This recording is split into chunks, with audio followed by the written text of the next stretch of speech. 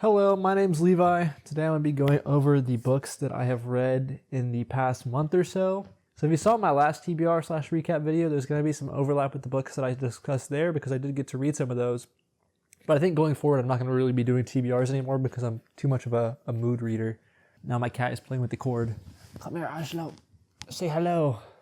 I'm going to try to do things in the order that I read them, but it's not always going to work out like that. Also, this cat is high as a kite. He had surgery yesterday and is on pain meds, so he wants to rub on everything, including my cord cable. I'm basically just going to give a small synopsis of the book and then a brief review of what I thought about it as well, just giving some very general thoughts. I'm not going to go into any spoilers or anything like that or really go into depth on any of these books. So if you want more in-depth discussions on any of these titles, just let me know. But I think the first book that I finished following last TBR/recap video was Mother of Learning Arc 4, which I listened to on audio and was fantastic. It was a really enjoyable experience. I had been listening to that for a couple of months, and it was a very good ending to the story, I would say. If you're familiar with Mother of Learning, it's about this boy named Zorian, who is a young wizard who goes to this magic school, and he ends up getting caught in this time loop where he has to essentially just keep living the same month over and over again. And the story is basically about him trying to figure out, one, what the time loop is and how to get out of it and how to get back to normal time. But it is a progression fantasy, so it's very focused on him getting stronger over time as the story goes on. And I think Arc 4, which was the final arc, really tied the story together. It was an enjoyable read. They all kind of blend together, but the fourth arc was definitely the bow on top, I would say, of the story, in the sense that it closed everything out, and I thought it did a pretty good job. I'm not really going to say more than that because it's hard to describe the fourth book in a series without spoiling things for someone who hasn't read any of the other books. So let's just go to the next one. All right, so next book, the big one that I would say, the biggest portion of my reading was spent reading this mammoth of a book right here. Hopefully that's in frame well.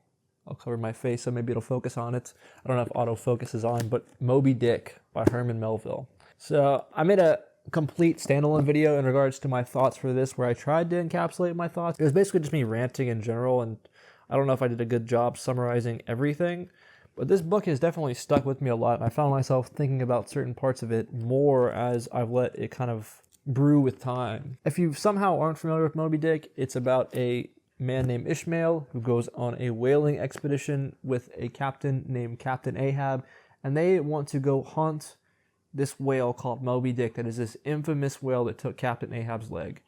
But it is so much more than just that. I can't really give you that spiel without warning you that there is a lot of... It's an encyclopedic novel, so there's a lot of just random information that you're given throughout, and there's a lot of chapters that are very almost non-fiction-like. It's essentially just an encapsulation of 19th century whaling, and I think it's fantastic for that. It is definitely one of the greatest works of literature I've ever read, but it's also not the easiest read. So go into it with that in mind. I'm sure that if you're somewhat familiar with Moby Dick, you know this, but I have to say that either way. I definitely really enjoyed this book though, and I'm glad that I read it. It's pushed me to read some more interesting books, which I will discuss later on, and it really challenged my idea of what a book could do, and I appreciate it for that. But I don't think it's a book I'm going to return to anytime soon. Maybe in a couple years, because I do want to reread it at some point, but that will not be soon.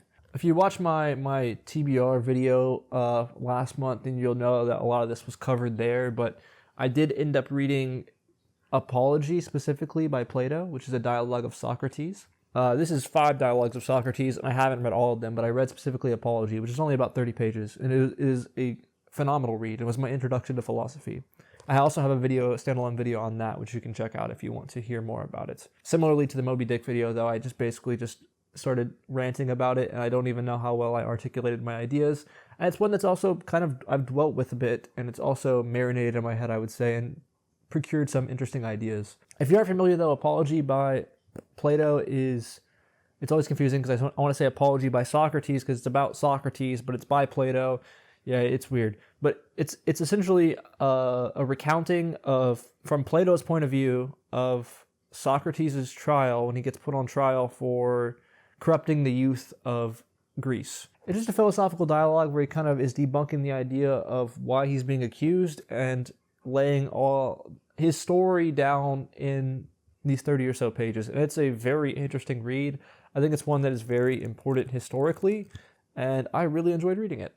So that is Apology by Plato. All right, so I think after that, a lot of these books I talked about in the TBR, but it is what it is. After that, I think I read Macbeth by William Shakespeare. My boy Shakespeare. I just realized there was a glare, so hopefully I fixed that. Sorry about that. But Macbeth by William Shakespeare. So this was my introduction. I shouldn't say my introduction because I've read Shakespeare before in high school, and as many people have, probably in college as well. But I never really sat down and actually read a Shakespeare play for myself and really tried to draw my own conclusions. And this was my introduction to that. I think it's a very approachable play comparatively to a lot of the other ones from what I've read because it's a pretty one-dimensional story. But Macbeth is essentially the story of Macbeth, and it's a tragedy. So Shakespeare has three different types of plays from what I understand. He has his tragedies, which is what we have here. He has his comedies, which are the funnier, more lighthearted plays. And then he has his histories, which were like basically historical recountings that were, I think, somewhat commissioned or somewhat like, it's almost like, I don't want to say propaganda, but it was definitely like commissioned or encouraged by the royalty at the time, from what I understand, from what I've read into Shakespeare's history. But this is a tragedy, so it's a sad story. It is a more, I don't want to say it is a sad story. I guess I don't really know what makes them tragedies. I know what the word tragedy means, and there is sad aspects to it, but I guess it's just I guess that's the way to put it. It's just a sad story, sad play. So Macbeth is about a guy named Macbeth who is told that he is going to be essentially a thane of this other area, like this other kingdom, and he's also going to eventually be the king of the kingdom that he's in. And it's about his journey moving towards that. I would say that his fate is a bit manufactured in some ways, and if you read the play, then you'll know, or if you're familiar with the story at all, because there's a lot of different ways to take in Shakespeare. You could also just watch the movie or watch a play, and they will both describe Macbeth very well, or depending on the adaptation from what I've heard. But I really enjoyed this. I think that going forward, I want to read more Shakespeare. One of my goals is to read all of his plays, actually, which I think he has about 37, so it's a lofty goal. So I'm going to probably try to mix one in every month or so, just pick up a play. They're not incredibly long reads. They do demand a bit more attention than a lot of these other contemporary books, but it is a rewarding experience, I would say. And if you haven't, also my cat is brushing against the cord. Stop it. He wants to rub on things very bad. Not the cord, buddy. But if you haven't gotten to, like, actually sat and read Shakespeare yourself, I would highly recommend it if you have any interest. There's definitely a reason that he is viewed as magnificently as he is, because he was a wordsmith, and his plays are very good evidence of that. I think the next play that I'm going to move towards is A Midsummer's Night Dream, which I'm very excited for because that is a comedy, and I think I've only had experience reading Shakespeare's tragedies. So yeah, that's Macbeth. The one and only 5-star read that I had last month was in the form of Dan Simmons' Hyperion. This book was fantastic. I think this actually may be, I don't want to make broad claims here, but I think this may actually be my favorite sci-fi that I've ever read. So what is Dan Simmons' Hyperion about? Like I mentioned, it's a sci-fi novel. It's about this world called Hyperion. We have this character here called the Shrike, and he's kind of this mythical character that you don't really, he's kind of shrouded in mystery. We don't really understand too much about him. And it's about these, I want to say 6 different people, maybe 7 different people, 6 or 7 people who are called by their like galactic government to come and go on a journey to this planet called Hyperion. But as they journey to Hyperion, they're all telling their own stories, because it was also shared with them that there may be someone among their ranks who is like working against them in a way. And so they're all sharing their stories to try to piece together everything that they know and why they were picked for this mission. And it reads kind of like a short story collection where every chapter is a character's story, and you just go to this complete other part of the universe. But it is just so good. I don't really know how to describe it. It was not what I was expecting at all for a more classic sci-fi novel. I expected it to be a bit more dry than it was, but this book was incredible. There's some very emotional moments. There is some very interesting scientific ideas in here, and overall, it was just a very fresh read for me.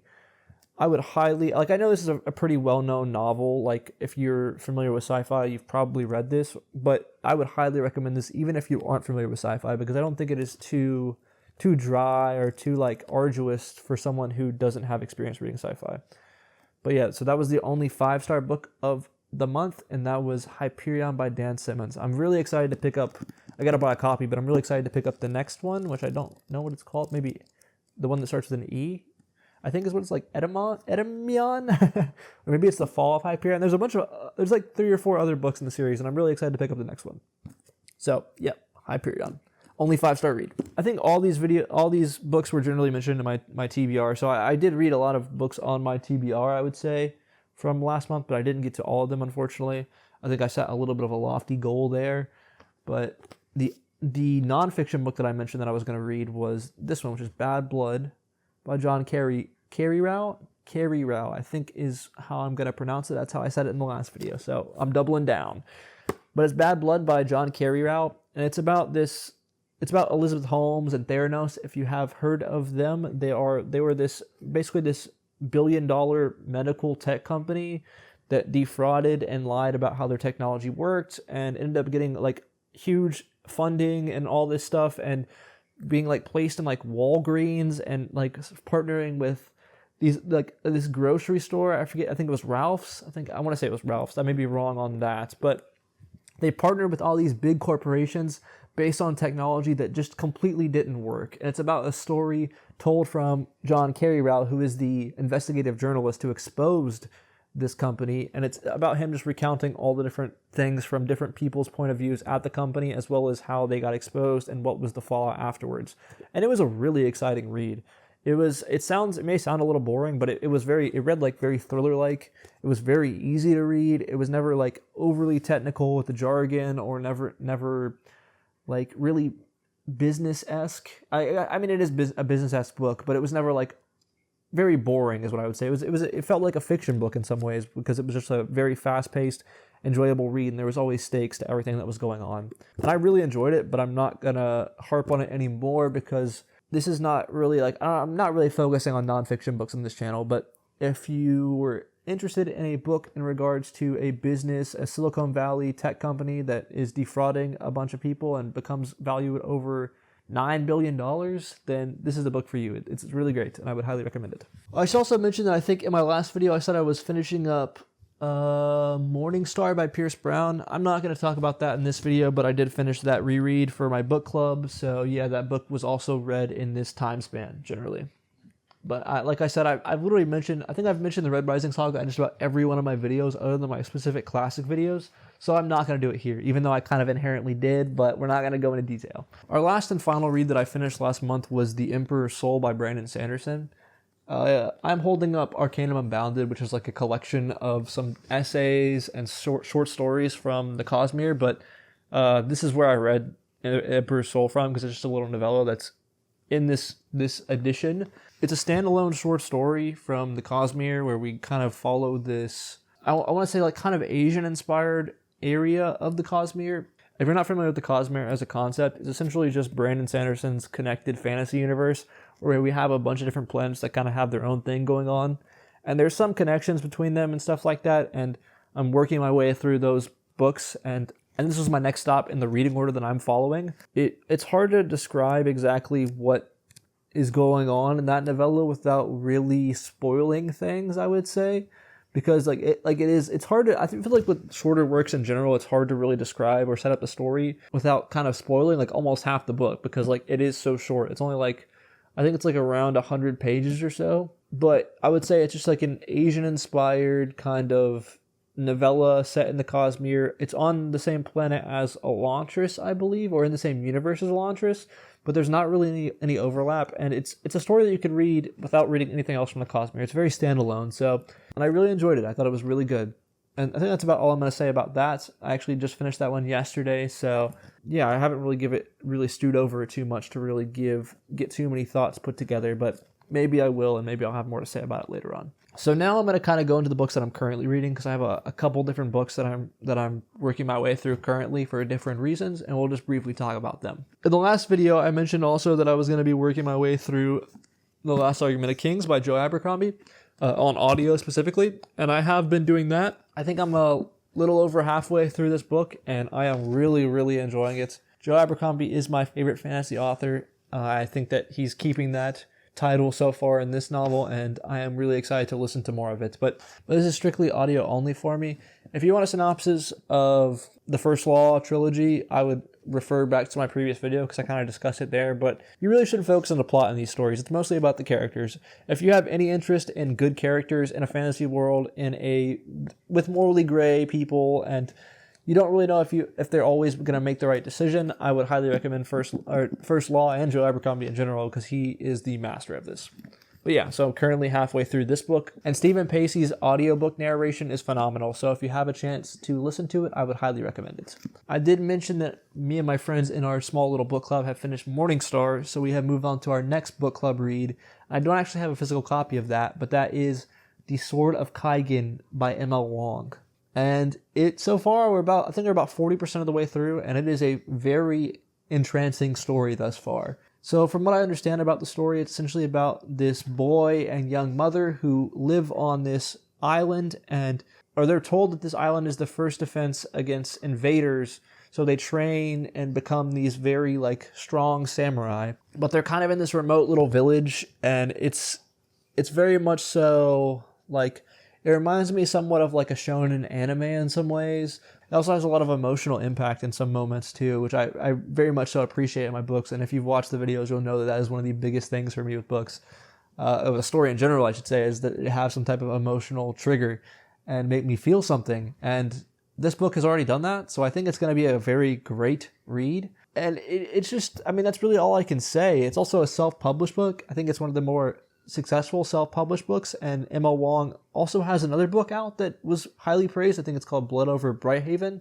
and it makes me want to read that one as well, because so far I'm really, really enjoying this, and I'm excited to read more with the book club. But yeah, maybe I'll discuss that one a bit further once I actually finish it, but I feel like discussing it without being complete is discussing it without finishing the story is a little odd, because I don't have the full scope of the story yet. Another book that I am currently reading, I mentioned that I wanted to read some nonfiction books or mix some nonfiction books in here and there, and I'm not going to go too much into this one because I really don't understand it yet, but it's Bertrand Russell's Problems with Philosophy. I believe that's the title. It's essentially just a book about philosophy. I think it kind of is going throughout the history of philosophy in a very brief overview way, so that I can get a view on different philosophers and kind of see where I want to move from there.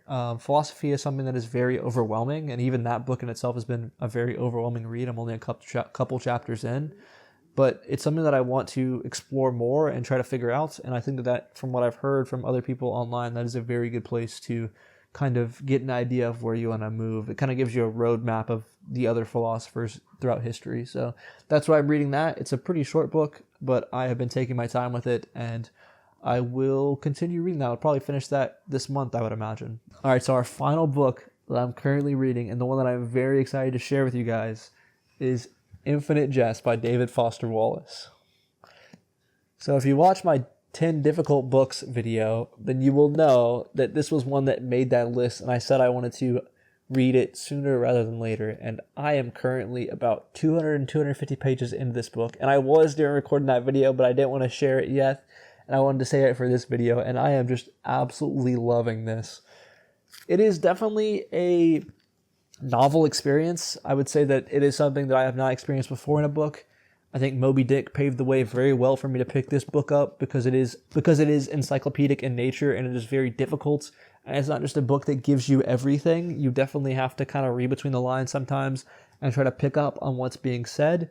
But it has been a great read so far, and has already given me a couple emotional punches that I really enjoy, and has already kind of paved a very special place in my heart, I would say. I don't want to draw too many conclusions, because like I said, I'm only 250 pages in, but I have very much so enjoyed my time with this book so far, and I'm working on a standalone video for this book specifically. How to summarize this book. So, it's going to be difficult, but what I would say is Infinite Jest is it's a monolith of postmodernism. It is a book about a tennis academy. It's also a book about a halfway house, And it's a book about a lot of other things. But the main themes I would say in this book is that you need to know going into it are, one, substance abuse, and a kind of depression and mental health in general, and then also entertainment and the role it plays in our society. And these are very interesting ideas to explore, but it's also like, it's also more than that. I don't really know how, it's a very hard book to summarize because, to be honest, I'm 250 pages in and I don't entirely understand what the plot is yet. I don't understand where we're going entirely. I don't even understand if there is like a point to the plot. All I know is that I am enjoying reading what I've read thus far. You can tell that David Foster Wallace was a very, very smart person. I know he may have had his issues, as I'm sure a lot of these people have, but either way, this book is phenomenal, and it is one that I highly recommend if you want to become a lit bro. But overall, this is a summation of just about every book that we covered in this video, other than the ones that I don't own physically. I appreciate you guys for making this far if you did, and if you could, like, comment, and subscribe. I would greatly appreciate those things. All your support really is appreciated because it goes a very long way since my channel is still relatively small. But other than that, I hope you guys have a wonderful rest of your day. Goodbye.